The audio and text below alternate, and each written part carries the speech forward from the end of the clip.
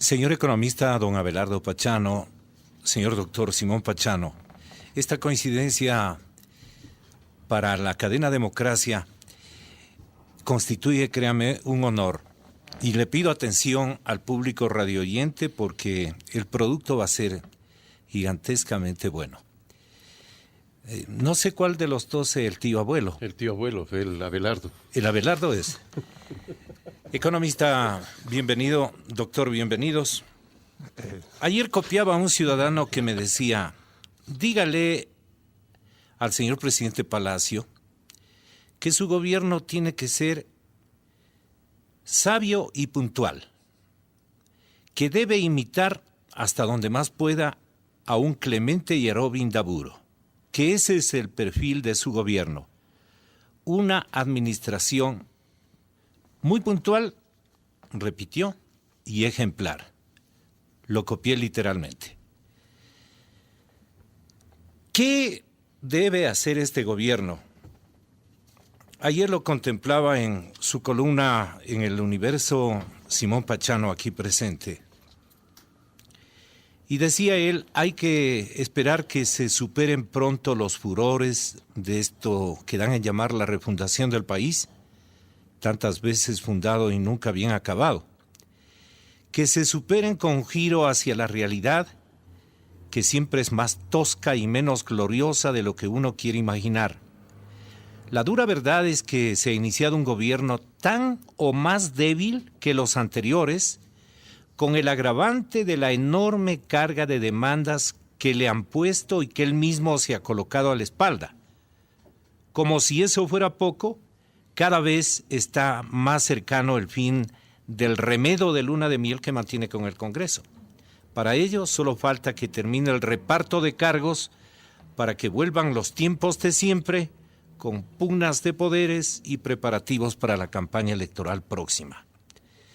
En pocas palabras, y esto es lo importante, el espacio que tiene el nuevo y endeble gobierno es limitado y con tendencia a restringirse aún más. Por consiguiente, sus opciones se reducen a una modesta acción que, sin embargo, y si llega a materializarla, constituiría la mayor contribución posible a la tranquilidad nacional. Esa acción no es otra que iniciar un proceso de largo plazo de reforma política. Es en el campo político, en el diseño de las instituciones y en los procedimientos establecidos en donde se encuentra buena parte de las fuentes de la inestabilidad. Otras tienen que ver con la cultura política y con las prácticas mañosas, pero esos son temas de la sociedad y su solución no está en manos del gobierno. La reforma política necesaria y sobre todo posible debe apuntar a la superación de los problemas que desembocan inevitablemente en esta situación. Para eso es necesario trabajar en 3 niveles, sugiere Simón Pachano. El sistema electoral, las relaciones ejecutivo-legislativas, con una mano de gato a la estructura del Congreso y el régimen de gobiernos locales. Los 3 están tan fuertemente interrelacionados que lo que se haga en el uno va a afectar a los otros, de manera que se los debe abordar en su conjunto. Ahí está la tarea enorme y a la vez realista del gobierno de Palacio. Y desde luego, para el Congreso, si se olvida de sesiones reservadas para reservar los escándalos. Me entusiasmó esta crónica, la saludo y la felicito como siempre. Pero ahí estaría más o menos una respuesta aparente, Abelardo, al petitorio que formula un ciudadano común y corriente, obviamente con criterio. Ciudadano con criterio, gobierno sabio y puntual. Ojalá imitar a Clemente Yerobi Indaburo, una administración ejemplar, pero puntual. ¿Cuál es digamos, la agenda puntualísima que debería recoger una administración nacional de 18 meses? Si es que se queda los 18 meses. Ha cambiado, nos ha mentido nuevamente, ha cambiado de libreto, vertiginosamente cambió de libreto y le vuelve a mentir a la nación por el lado especialmente del del cronograma político que él mismo nos ofreció. Consulta, Asamblea Nacional Constituyente y una organización de la institucionalidad para dejar conviada, digamos, ojalá, un devenir más ejemplar para nuestro país. Pero estamos viendo, de nuevo, incoherencias, no dije, yo no fui, etcétera, etcétera. Entre tanto, las dimensiones productivas, las dimensiones económicas, los ámbitos de la economía real deben estar en este momento a la expectativa de rumbos, por lo menos de rumbos. ¿Hay esa claridad en el camino, economista, para comenzar por su lado más fuerte? Gracias, Gonzalo, y es realmente un gusto compartir con Simón. Es la primera vez que estamos en... pues es un honor de la cadena Democracia. Así es, la primera vez con un tío. Así es que voy a tratar de portarme bien. La verdad es que este es el 6º gobierno de transición en 10 años en el Ecuador. Porque desde el año 1996 a la fecha, ningún gobierno ha concluido. Han sido gobiernos de cortísima duración, todos encargados de refundar el Estado, de recuperar la confianza ciudadana, de manejar con honestidad los recursos públicos, de fortalecer la institucionalidad pública, en fin, de satisfacer tanto anhelo popular, tanta esperanza de carácter nacional. Y los resultados, yo no diría que han sido los mismos, sino que cada vez nos hemos encontrado con un nivel de descomposición política mayor, un nivel de pérdida de instituciones mucho más profunda, una desesperanza nacional cada vez más amplia. Más represada. En donde la ciudadanía, el poco espacio que ha tenido la ciudadanía para poder reclamar, se ha llenado realmente de,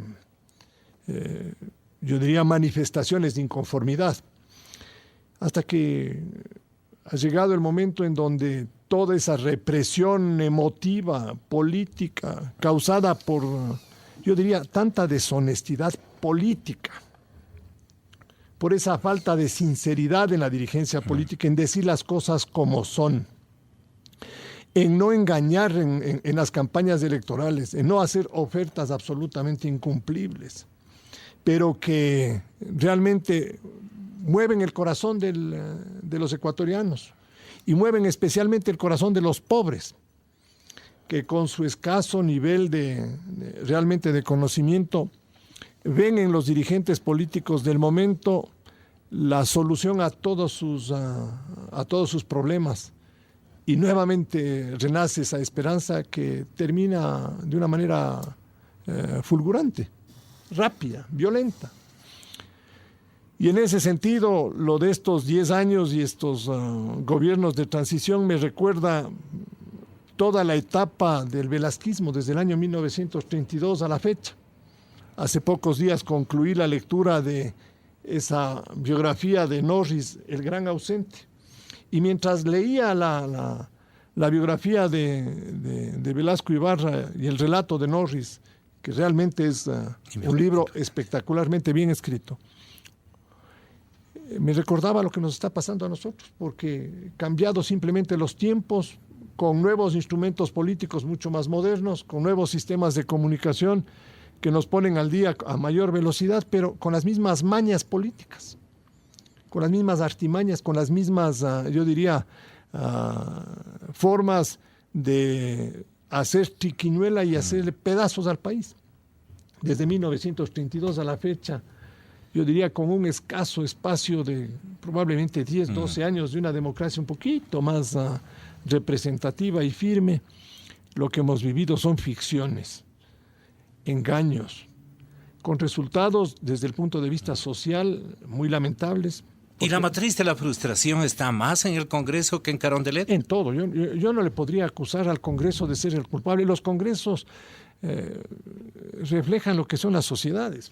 Esta es una sociedad terriblemente fraccionada, con escaso poder de concertación, y de con enorme inclinación a la discrepancia, discrepancia que se la multiplica en el momento en que uno tiene que realmente conversar con el adversario político y en donde realmente hay escasa posición de buscar puntos de coincidencia para que en el Ecuador tengamos algunos referentes básicos de lo que debe ser la sociedad y nuestro país en el futuro. Lo que nos hemos preguntado en varias oportunidades aquí en Radio Democracia, Gonzalo, ¿qué queremos del Ecuador? ¿Cuál es la misión? ¿Cuál es la visión que tenemos de nuestro país? Porque dependiendo de la visión entregamos un mandato a un gobierno. Y en ese sentido, yo no sé cuál es el mandato de este gobierno. Yo le decía que carecíamos de rumbos a esta hora del partido. Pero ¿cuál es el rumbo? ¿Y cuál es la agenda que usted exigiría, economista? Primero, lo primero que nosotros estamos pidiendo a los ecuatorianos es honestidad. Yo creo que por encima de todas las cosas, honestidad. Díganos las cosas como son. No ofrezcan lo que no pueden cumplir. No nos escondan, no nos pongan en cajones oscuros las verdaderas intenciones de los grupos políticos. Pónganlo sobre la mesa. Discutamos las cosas sabiendo lo que cada uno representa. Para que con esa transparencia política, con esa honestidad política, no estoy hablando de honestidad económica, estoy hablando de honestidad política, de transparencia política, podamos los ecuatorianos llegar a algún grado de entendimiento. Ya basta de ponerle al país con mensajes que son absolutamente falsos. ¿Por ejemplo? Vamos a refundar el Ecuador. Vamos a refundar el Ecuador en 18 meses. ¿Qué hay de cierto en esto? Nada. No hay nada. Pues. Sí, por lo menos seamos algo realistas y digamos, yo ofrezco un gobierno de honestidad. Yo prefiero que me digan, yo lo único que voy a hacer es un gobierno honesto. Es un paso gigantesco. Desde luego. Gigantesco. Si es que lo que se ofrece de tener un gobierno honesto se lo pone en la práctica. Con esto avanzaríamos un montón, porque con honestidad vamos a poder discutir políticas, vamos a poder discutir principios, vamos a poder ponernos de acuerdo o estar en desacuerdo en muchas cosas. La honestidad va en todos los campos de la vida. Pongámoslo adelante de todos nosotros, pero no nos engañen. Estos discursos, pero terriblemente, ¿qué diría yo?, ofertivos en decir que vamos a tener un nuevo Ecuador. Lo único que hacen es desmoronar inmediatamente al gobierno. Este gobierno nació diciendo que no a un montón de cosas y en 8 días dijo sí a todas las cosas. Así no se hace gobierno. Así se ve que no se tiene conducción política. Así se ve que no se tiene transparencia. En los cuadros que ha seleccionado el señor presidente Palacio o que le han dado seleccionando, como se escucha reiteradamente en los corrillos políticos y ciudadanos, ¿ha acertado el señor presidente desde su particular punto de análisis, economista? Conozco a pocos ministros. Conozco a pocos de los ministros que están nombrados. Son muy amigos del presidente. No sé, la verdad es que yo, por ejemplo, yo conozco a Solón Espinosa y doy fe de la calidad de ciudadano que es Solón Espinosa. Y realmente de los otros tengo pocas referencias. Ya, pero cuando a usted le designan gerente, ¿usted no va con sus propios cuadros a cumplir con la tarea? Pero por supuesto, el presidente de la República es el que nos representa a todos. Pero si los accionistas de la empresa a la que ustedes le encargan su conducción absoluta y total, le dan consiguiendo los cuadros administrativos, ¿qué puede estar ocurriendo en la línea de coherencia que administrar una nación requiere? De que usted no es el representante de ese Estado, el representante de esa sociedad, sino que simplemente pasa a ser la figura que asoma, pero no la que tiene en su poder todas las decisiones. Todas las decisiones. Los presidentes de la República son los que nos representan a nuestras colectividades y consecuentemente tienen que ser personas que tienen una visión del Estado y de lo que es su función. Es el máximo representante de una colectividad. Nos merece respeto, nos merece consideración, pero él nos debe a nosotros toda la conducción política y él es el responsable de esa conducción política. Consecuentemente, él puede escuchar opiniones y tiene que escuchar opiniones, pero las decisiones finales tienen que ser libres y soberanas de él. Como en cualquier tipo de sociedad, el ejemplo que usted traía, Gonzalo, el ejecutivo máximo es el que a la final toma la decisión. Pero si es que esa decisión no es una decisión producto de su propia reflexión, de su propia, yo diría, forma de interpretar las responsabilidades que tiene frente a sí, simplemente no tenemos un mandatario. Ese es precisamente el meollo de la cuestión que nos pone a nosotros dudosos frente a la perspectiva. Si es que no son todos los cuadros en los que el presidente puede confiar, que son impuestos por lo que tú referías, Simón, en tu análisis de esta víspera. Un gobierno débil, apretujado por las circunstancias, presionado reiteradamente, amenazado, clandestina y públicamente, ¿a dónde nos puede llevar en el sentido de una coherencia administrativa? Simón Pachano, en Cadena Democracia. Gracias, Gonzalo. Un gusto estar con el Abelardo. tío. Después discutiremos lo del parentesco, pero... A la final, ¿qué son ustedes? Primos, ¿no? Yo soy sobrino nieto de Abelardo. Ah, ya.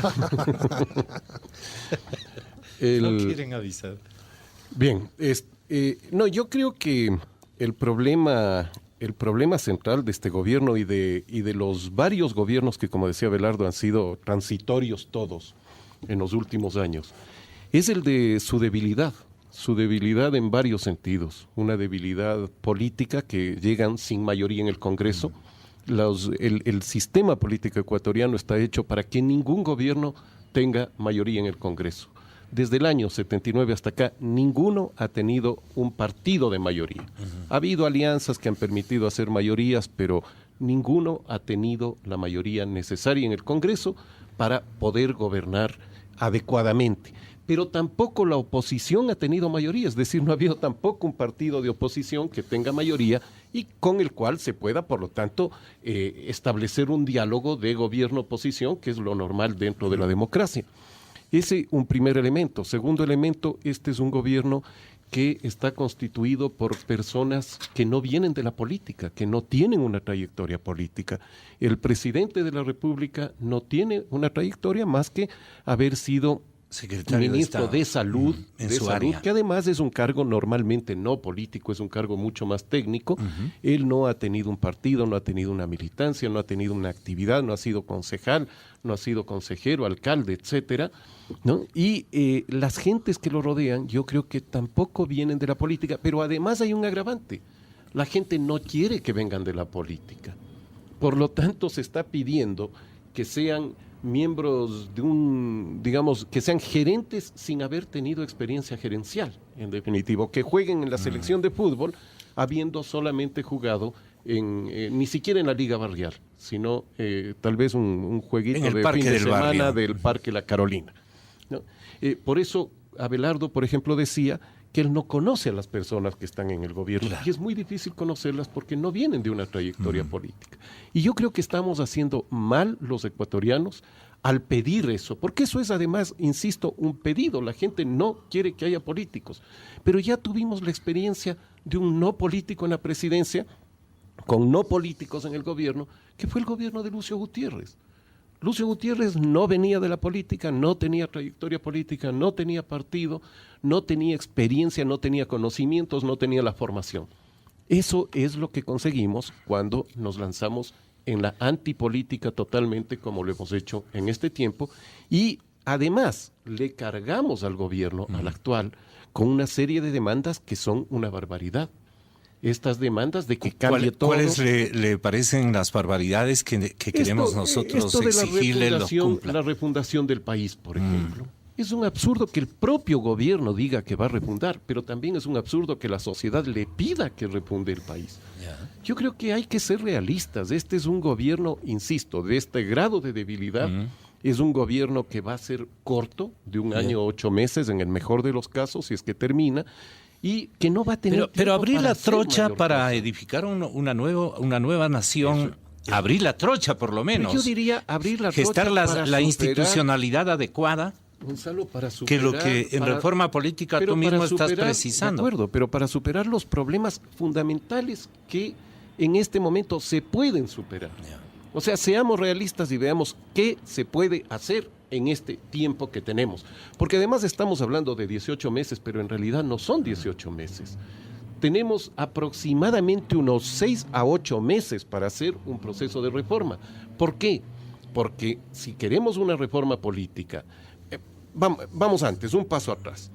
¿Para qué queremos hacer reformas? Para que haya presidentes que tengan, ¿no es cierto?, la suficiente solidez para gobernar, que haya instituciones que sean estables, que haya un Congreso que no sea fragmentado como el actual. Que haya mecanismos de procesamiento incluso de las demandas sociales. Exactamente, que haya mejores condiciones de representatividad, ¿no? Todos esos objetivos que queremos se pueden hacer a través de ciertas reformas políticas, de reformas básicas. No es que vamos a cambiar totalmente la Constitución, algunas reformas políticas. Pero, por ejemplo, la ley de reforma electoral. O sea, la ley electoral y ley de partidos, eso hay que revisar en su totalidad. Ahí hay que cambiar México una serie está caminando cosas. con un instrumento electoral innovado que ya lo voy a tener en mis manos y lo voy a tener el agrado, Gonzalo, de entregarles a ustedes. Es uno de los mejores ejemplos en América Latina de lo que se puede lograr con reforma política. Ahí está. México creó o fortaleció en su momento al Instituto Federal Electoral, que equivale a nuestro Tribunal Electoral. Supremo. Y a partir de ahí, despolitizándolo, hizo una gran reforma con una persona que hasta ahora está al frente, que es José Woldenberg, que está al frente del Instituto Federal Electoral, y logró una reforma política que fue tan fundamental que acabó con el monopolio político del PRI de 70 años. Que no es cosa de menor cuantía. Así es. Por lo tanto, creo que se puede hacer cierto tipo de reformas. Pero las reformas que son en el campo electoral, insisto, hay que revisar totalmente el sistema electoral ecuatoriano. Por lo tanto, leyes de partidos, ley de elecciones y en parte la Constitución. Solamente la parte que tiene que ver con lo electoral, en este sentido. En segundo lugar, hay que revisar las relaciones ejecutivo-legislativo. El Congreso en nuestro país es constitucionalmente irresponsable, no por quienes lo forman. Pueden estar ahí los cardenales que eligen al Papa, representando al país, pero igual va a ser irresponsable el Congreso porque en la Constitución no se le otorga responsabilidades respecto al manejo del país. El Congreso puede hacer lo que quiera, que no tiene consecuencias para él mismo. Así fue. Yo he puesto varias veces el caso de lo que sucedió con la Seguridad Social hace poco, hace un año, cuando los jubilados se fueron a la huelga, el Congreso se convocó a reunión y elevó las pensiones. Y punto. Al siguiente día, o a los 2 días, que se formó una comisión entre el Congreso, el Ejecutivo y el Seguro Social, el propio diputado delegado a eso reconoció y dijo, hemos cometido un terrible error. Claro, y el Congreso puede cometer ese error porque no es responsable, porque la Constitución no le da responsabilidades. Hemos hecho un hiperpresidencialismo que deja a un Congreso suelto. Pero eso lo hicieron la ADP y el Partido Social Cristiano. Los que lo hayan hecho. En la Asamblea Constitucional última. Pero la Asamblea estuvo también representada por más gente. Yo creo que ahí hubo negociaciones de diverso tipo, aprobamos esto, pero ustedes aprueban lo de acá. Por eso además creo que una Asamblea no es conveniente. No es conveniente. No es conveniente. Además que una asamblea en este momento se convocaría con la misma ley electoral y por lo tanto en las mismas condiciones. ¿Y quién nos dice que el Partido Social Cristiano no va a tener el 25% de diputados que ha venido teniendo durante el último tiempo? ¿Quién nos dice que el PRE no va a tener el 15 o 18% de diputados? ¿Quién nos dice que el PRIAN no va a tener el 10 o 12% de diputados? En fin, entonces, ¿qué queremos? Queremos repetir lo mismo, hacer un nuevo Congreso que se llame Asamblea Constituyente. Es un absurdo. Hay que ir a otro proceso de reforma. ¿Y la consulta? La consulta puede ser después de tener un buen texto de reforma. La reforma hay que trabajarla, Gonzalo, no para las cámaras de televisión, no para las primeras planas de los periódicos. Tiene que ser una reforma una consulta hecha con una carga aunque esto suene a poco participativo. Tiene que ser hecha con cuidado, con mucha responsabilidad, pensando en el futuro, no pensando en lo que va a salir en la primera página del día siguiente en un periódico. Entonces, creo que ese es un segundo tema. Pero una preguntita de paréntesis. La consulta con una sobrecarga de forajidos. Me refiero a esa conducta un poco incluso tendiendo a la anarquía, que denota, digamos, necesidades de cambio ya rápido, estructural, ubicando como pregunta, la respuesta va a ser masiva y puede después de poco rato ser calificada de irresponsable la respuesta dada por la ciudadanía, porque estamos enseñados a parámetros y a límites de otra contextura. El Congreso, el gobierno ha anunciado la conformación de mesas de diálogo, una cosa de ese tipo. Yo creo que ese es un buen espacio de discusión. Para ir debate. A bostezar como le... No, yo creo que es un buen espacio para que se recojan los planteamientos. Pero la comisión que haga la reforma tiene que ser una comisión que trabaje tranquilamente. Insisto, que no trabaje bajo los reflectores de las cámaras de televisión ni bajo el asedio de ustedes, los medios, Gonzalo, porque no estoy cuestionando los medios, pero estoy cuestionando al uso que políticamente se hace de los medios por parte de quienes quieren hacer una carrera política a partir de la Asamblea. El tercer aspecto que no me gustaría dejar suelto es el aspecto que tiene que ver con los gobiernos locales. ¿Por qué hay que trabajar en eso? Hay que darles más atribuciones, más funciones con sus respectivos más recursos. Autonomías, en definitiva. Autonomías. ¿Por qué? Descentralizaciones. ¿Por qué? Porque gran parte de los problemas locales vienen al nivel central, se trasladan al Congreso.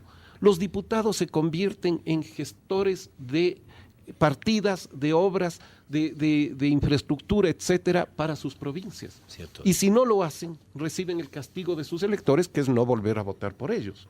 Por lo tanto, hay que quitarle esa función al Congreso. ¿Cómo? Pasándosela a los gobiernos locales. Hay que darles más autonomía y hay que darles atribuciones y recursos. Y esto significa fortalecer a esos sectores y hacer que la política local se juegue allá. Nos quejamos muchas veces de que hay decenas de partidos en el Ecuador. Puede haber centenas. Depende de dónde jueguen, depende qué arena política sea la que ellos estén ocupando.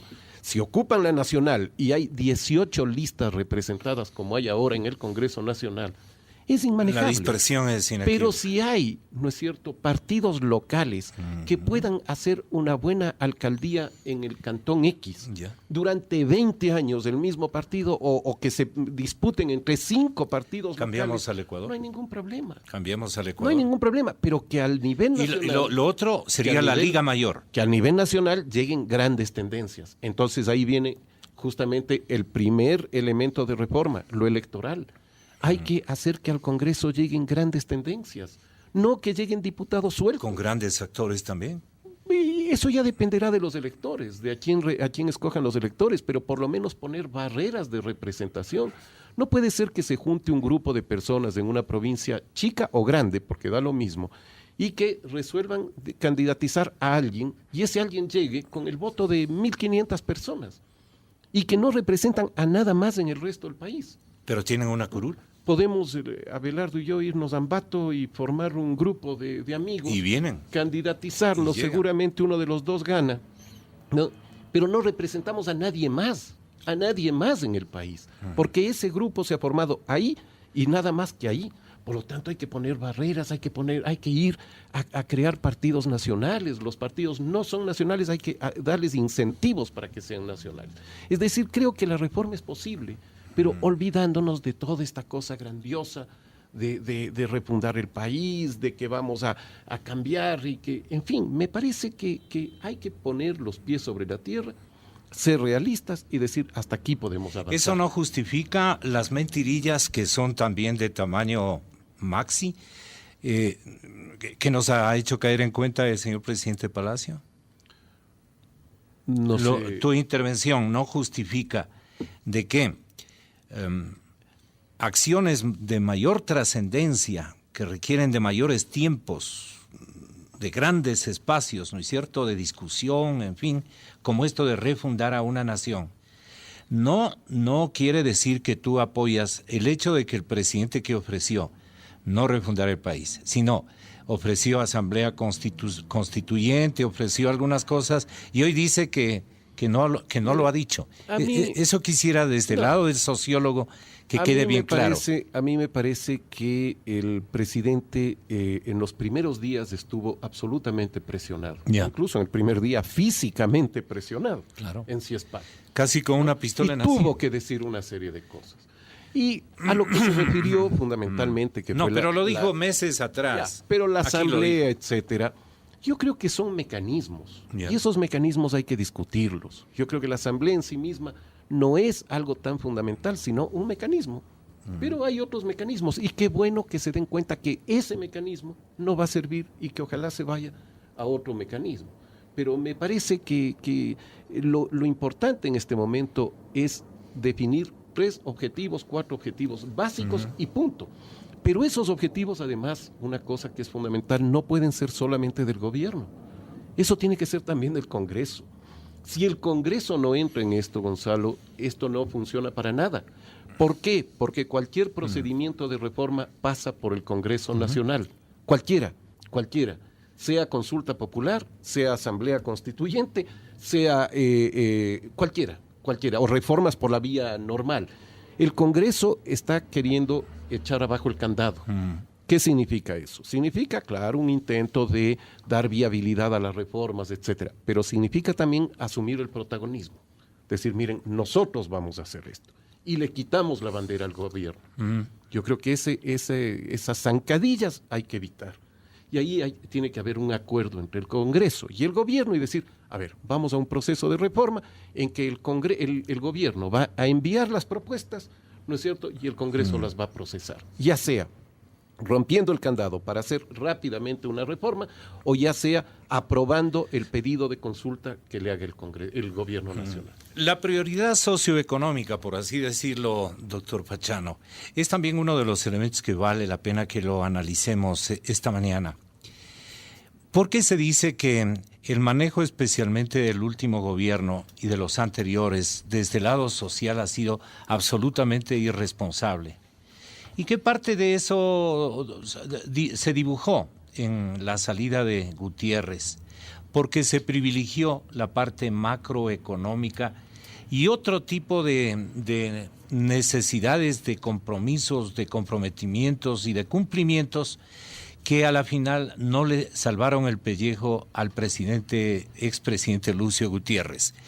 En cambio, paralelamente este régimen dice, no, nosotros tenemos que cambiar de formato, vamos a privilegiar la parte social. Y ahí sí todos han coincidido, ha coincidido el señor presidente Palacio, su ministro de Economía Correa, es decir, casi todo el gabinete habla de privilegiar el gasto social. Ya nos anunciaron ayer de que las reformas al FEIREF y el techo de gasto están listas. Yo digo, esa realidad de ofrecer frente a la realidad de los números, de las cifras, de las posibilidades, de las factibilidades, ¿no pueden generar otro tipo de frustraciones en el ámbito ciudadano? Yo creo que este es un tema más de Abelardo.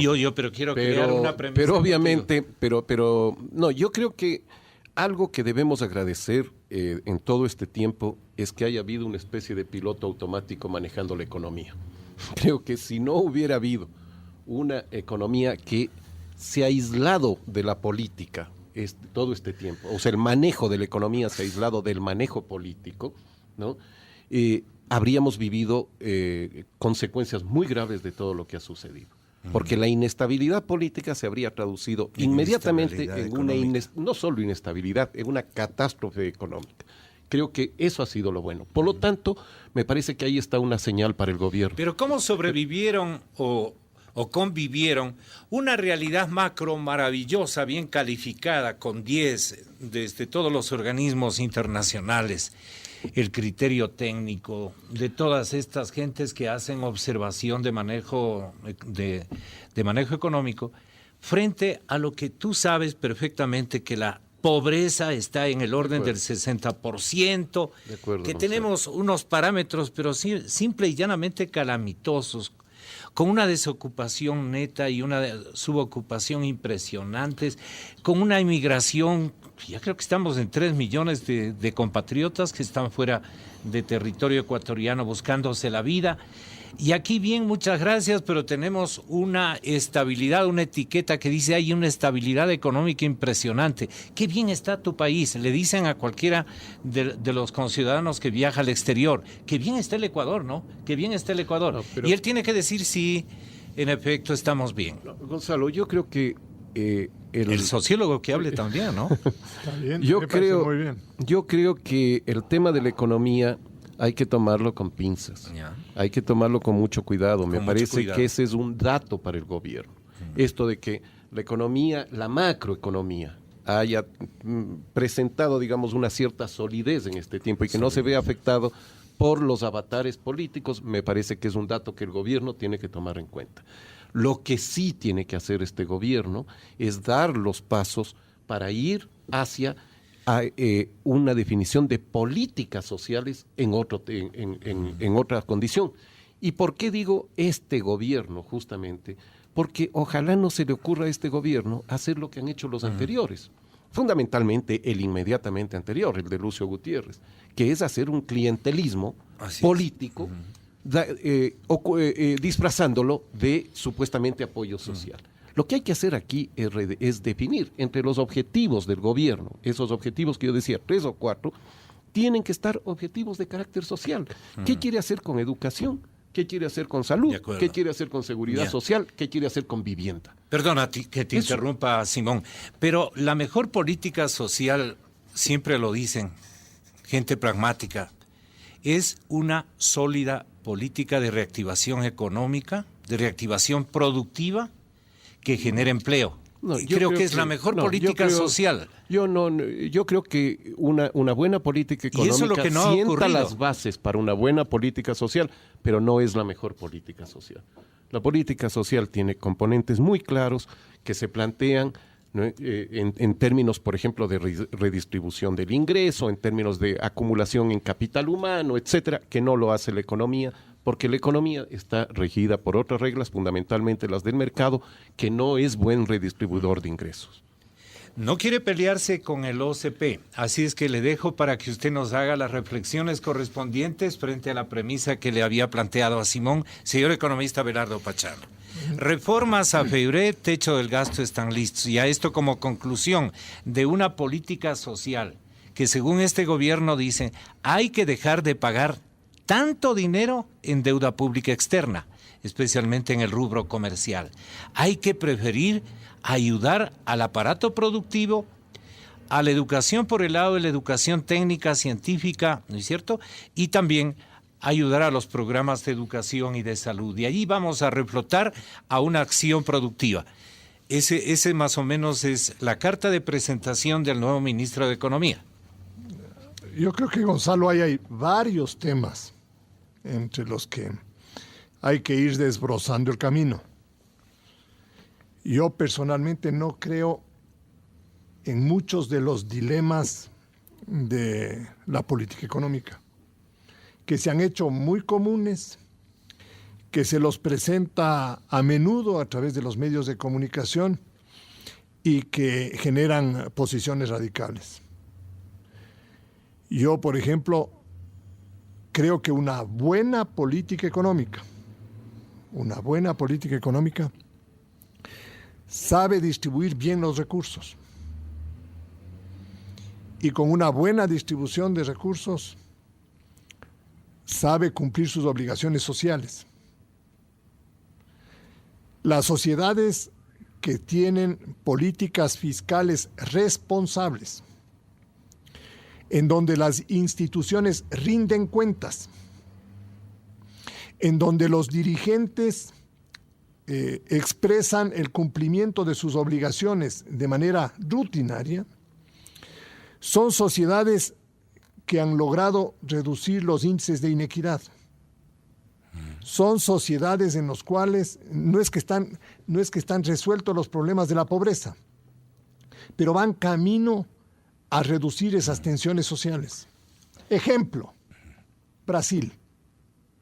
El presidente Cardoso dos ejercicios Seguidos. Continuos. Y el presidente Lula tienen la misma política económica y tienen distinta expresión política, vienen de distinta vertiente política. Sin embargo, los dos tienen la misma política económica. ¿En qué consiste esa política económica? En una política económica en donde cuida que el ambiente interno sea un ambiente que propicie la generación de empleos, de empleos que sean remunerativos, de empleos que sean estables, de empleos que provengan básicamente del sector privado, porque el gobierno o los gobiernos ya no son máquinas generadoras de empleo como lo fueron en la década de los 60, de los 50 y de los 70. Cambió el mundo. Hoy es un mundo con reglas económicas distintas. Y en Brasil se ha reducido la pobreza. Esto no quiere decir que no hay pobres, hay un montón de pobres en el Brasil, pero están luchando y están obteniendo resultados. Y en Brasil no se discute si hay que pagar o no hay que pagar la deuda externa. ¿Sabe lo que se discute? Es cómo gasto mejor. ¿Cómo hago que los programas educativos sean buenos? De que la niñez reciba un nivel de educación que les permita que el día de mañana puedan acceder a puestos, a cargos, tener funciones que sean ampliamente recompensadas por esa educación que recibieron. Lo que yo le dije a usted aquí, Gonzalo, alguna vez, una buena educación es la mejor herencia, es como tener una hacienda sin heladas, porque le queda todo en su cabeza. Usted lleva su propia mochila, no depende de nadie más que de usted mismo. Pero si el Estado no le da buena educación, aunque le ponga 10,000 millones de dólares adicionales, ¿de qué le sirve más plata? Entonces, empecemos por decir que no el que más gasta tiene mejores resultados. El que mejor gasta tiene mejores resultados. Y en ese sentido, la política macroeconómica no es enemiga de la política social, es la aliada de la política social. Lo que pasa es que aquí no hemos gastado para nada en la agenda social, economista. ¿Por qué le mentimos a la ciudadanía? Usted sabe esos rubros, esos porcentajes que hemos destinado. Vamos con los ejemplos. Queremos gastar más en programas sociales. Oiga, y el ejemplo... Debemos gastar por obligación social. Pero espérese un ratito, pero tenemos que saber cómo gastar. Eso sí. No le vamos a repetir el ejemplo del Ministerio de Bienestar Social que acaba de concluir. De González, que ya está en la Rusia. Que esté en donde esté. El ejemplo es, le ponían ustedes más dinero a bienestar social. ¿Qué ganábamos? ¿Qué ganábamos? A que nos traigan más indígenas pobres, hombres engañados, mujeres engañadas, para que les den aquí una tacita de café o les den un almuerzo o les regalen una funda de alimentos y les regresen otra vez a su parroquia. Y así se malgastaron cientos de miles o a lo mejor millones de dólares en bienestar social. 50 millones faltan en el Ministerio de Bienestar Social. Bueno, ¿tenemos que darle más dinero para que hagan lo mismo? Yo creo que no. ¿Usted cree, Gonzalo, que el sistema educativo ecuatoriano, cómo está hoy, atenazado por una serie de fuerzas, en donde hay unos conflictos de intereses terribles, y donde tenemos un nivel educativo simplemente miserable? Así es. Y que es un sistema educativo para los pobres, que lo único que les lleva es que, de manera definitiva, nunca dejarán de ser pobres, porque el propio Estado ecuatoriano le está condenando a eso. ¿Usted cree que hay que seguir gastando más y más y más en educación si no nos ponemos nosotros realmente a trabajar en una reingeniería de la educación en el Ecuador? Cuando nos hacen las pruebas de suficiencia. Perdón, ¿el mismo ejemplo va para salud también? Y el mismo, claro, va para salud. Gasto operativo increíble. Sigamos en educación, Gonzalo. A ver. Nos hacen una prueba de lectura y el Ecuador tiene el puesto 19 entre 21 países latinoamericanos. Nos hacen prueba de matemáticas y creo que somos 18 entre 21 países latinoamericanos. Eso quiere decir, no es que nuestros alumnos reprobaron, los profesores y el sistema educativo ha reprobado. Y estamos nosotros insistiendo con el mismo sistema. Y la ministra de quien me han conversado, que es una muy buena educadora, empezó su mandato sin poder entrar a su despacho, porque estaba tomado por una serie de fuerzas políticas, sindicales ahí en el ministerio. Y penosamente tuvo que irse a Guayaquil a negociar el ingreso a su despacho. Con el MPD. ¿Y dónde está el gobierno? Lo que decía Simón, un gobierno débil, cuando debía haberle respaldado a su ministra y no hacerle pasar por semejante, yo diría, situación horrible. Entonces, no es que se privilegie a la macroeconomía, Gonzalo. Es que si usted no tiene una economía ordenada, usted no tiene un ambiente para resolver problemas sociales, desarmemos la macroeconomía para ver qué pasa, pues. Volvamos al año 99. Volvamos al año 99. Pero nuestros padres y nuestros abuelos construían la equidad social que sí la pudimos ver de muchachos. Porque había respeto. Siendo un país no petrolero y un país pobre. Pero había mayor equidad social, pero con reactivación productiva, pues. Pero vamos otra vez. Gonzalo, ¿usted cree que el gobierno puede hacer reactivación económica por sí solo? El gobierno solo puede conseguir reactivación económica si genera un ambiente propicio para que la inversión privada lleve adelante la reactivación económica. Antes los gobiernos hacían la reactivación, antes. Hoy día los gobiernos inducen, pero no ponen recursos, inducen a que se produzca la reactivación. Y la solidez macroeconómica es la que genera confiabilidad para la inversión productiva. ¿Qué país desestabilizado crece? No hay ejemplo en el mundo, Gonzalo, de un país desestabilizado que crezca. No hay ejemplo en el mundo de un país desestabilizado que tenga equidad. Todos los países que han luchado por estabilidad van consiguiendo mejores niveles de equidad. Obviamente hay que hacer lo que decía aquí Simón, hay que hacer política social, pues. ¿En qué consiste para la visión suya hacer política social? Primero, tener gente puesta la camiseta para que haga trabajo social. Empecemos por esto, Gonzalo. Mientras en los frentes económicos usted tiene equipos que saben manejar la economía, en los frentes sociales usted no tiene equipos. ¿Ya? No tiene equipos.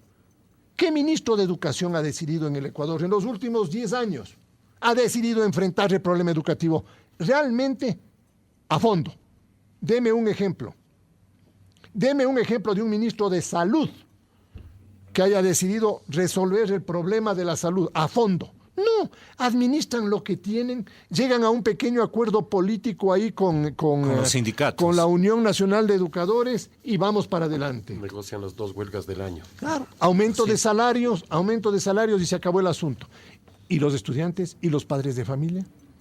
El día de ayer yo vi un informe, Gonzalo, del contrato social de la educación. De un informe de una parroquia en donde están haciendo una prueba piloto para el sistema educativo básico de esa parroquia. ¿Cuál es el pedido de la parroquia? De que no les vuelvan a mandar profesores que son de fuera. Porque esos profesores llegan el martes, se van el jueves. Ya, por favor. Y no están vinculados, no están enraizados con la parroquia. ¿Sabe lo que quieren? Es que les preparen a los profesores de ahí mismo. Que salgan de la propia comunidad los profesores. Eso rompe el esquema político de la organización educativa ecuatoriana.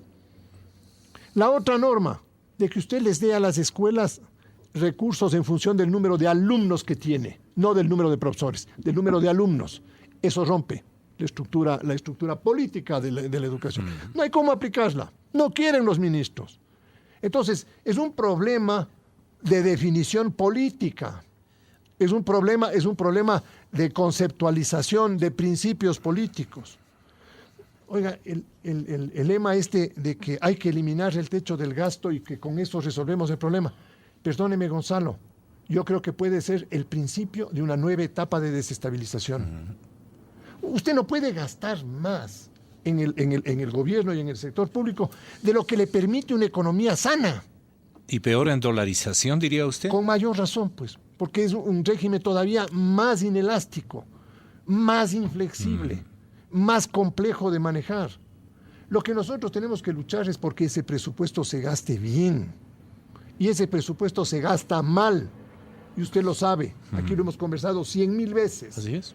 Hay un montón de preasignaciones para parroquias, parroquitas, para anejos, para esto, para otra cosa. Que terminan en los bolsillos de los gestores. Para obras que han durado 30 años y hasta ahora no se acaban. Entonces la pobreza no se arregla con más gasto, sino con mejor gasto. Con mejor definición de políticas, Gonzalo. Con trabajo. Con trabajo, con todo, con honestidad, Gonzalo. Con honestidad. ¿Usted cree que se puede generar equidad social en el sector informal de la economía, por ejemplo? ¿En base a qué circunstancias? ¿O a qué apoyos? ¿O a qué motivaciones de parte del Estado? ¿O les dejamos allí que a su suerte? Y esa ha sido una de las flaquezas que ha tenido la política social, socioeconómica de nuestro país. A los informales hay que ayudarles a organizarse. Veamos, a los informales hay que ayudarles a ellos. educarse. Está la unidad móvil en las calles de la capital. Leonardo Parrini, estamos en este momento ya en condiciones de poder escucharle. Vamos a entrevistar a varios vendedores informales en las calles quiteñas, aprovechando de esta conversación que hemos gestado en el estudio. Leonardo, creo que... ¿Estamos? Cuando... A ver, adelante, Leonardo. Sí, gracias, Gonzalo, gracias. Se produjo ahí una confusión de comunicación nada más. Efectivamente, con relación al tema que usted está tratando con sus distinguidos invitados, esto de que si estamos realmente en una situación exuberante económicamente hablando, como se visualiza probablemente desde el exterior y desde las macro cifras de la economía y desde los informes oficiales, queremos recabar la simple, humilde, pero sincera opinión de la ciudadanía esta mañana. Estamos con un grupo de vendedores informales, vendedores de periódicos, la señora que vende la humita en la esquina, el señor que vende la tarjeta del celular, ¿no es cierto?, para recabar su opinión. Mi señora, muy buenos días. Se dice que estamos muy bien económicamente, que somos un país que está pues dando un ejemplo hacia el exterior de estabilidad económica. Sin embargo, tenemos 3 millones de compatriotas fuera del país. Tenemos 60% o 6 de cada 10 ecuatorianos verdaderamente en la miseria. ¿Qué opina usted, mi señora? Buenos días. Nosotros estamos cada día en peor. Si almorzamos no merendamos porque no hay plata que nos alcance. El pobre está hecho pedazos. Cada día en peor. Los hijos ya van al colegio. Tendremos que ir a robar para meter a los hijos al colegio. Imagínese, ¿y usted qué le pediría a las autoridades, a los señores diputados que se pasan largas discusiones y bien fin? Que nos roben la plata, porque estos son unos ladrones los que van cargando la plata y al pobre pueblo les deja en la deuda más grande. Imagínese usted, señor, muy buenos días. Usted escuchó a la señora que vende el periódico, usted vende tarjetas para los celulares. ¿Cuál es su opinión respecto de la situación económica del país? ¿Cómo estamos económicamente? La opinión mía es que si no se trabaja no se come. Y claro, el país anda en peor cada día más mal.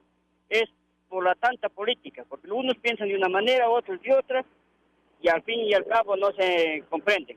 Ahora, ¿qué podemos hacer el pueblo llano? Aquellos que nos llaman a votar cada 4 años y durante el periodo presidencial y el Congreso nunca nos piden ninguna opinión y muchas veces no nos toman en cuenta. ¿Qué podemos hacer para cambiar la situación?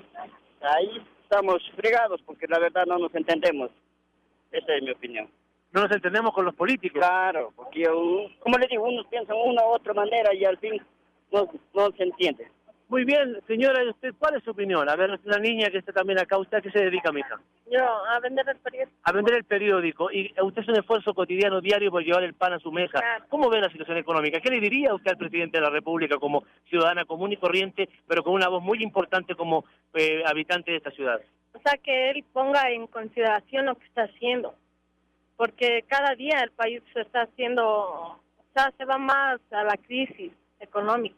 ¿Y qué podemos hacer los ciudadanos comunes para cambiar esto? O sea, decirle al presidente que no suba las cosas, todo eso. Ojalá nos escuche, ¿verdad? Ojalá que realmente este clamor ciudadano, Gonzalo y amigos oyentes, de alguna forma llegue a las autoridades, llegue a los analistas tan sesudos que muchas veces nos hacen ver un mundo virtual. Pero aquí estamos en la calle, aquí estamos realmente tomando el pulso a la comunidad y esta es el mundo real, Gonzalo. Bueno, muchísimas gracias, Leonardo. Una encuesta un poco retórica, pero bueno, ahí le damos. A ver.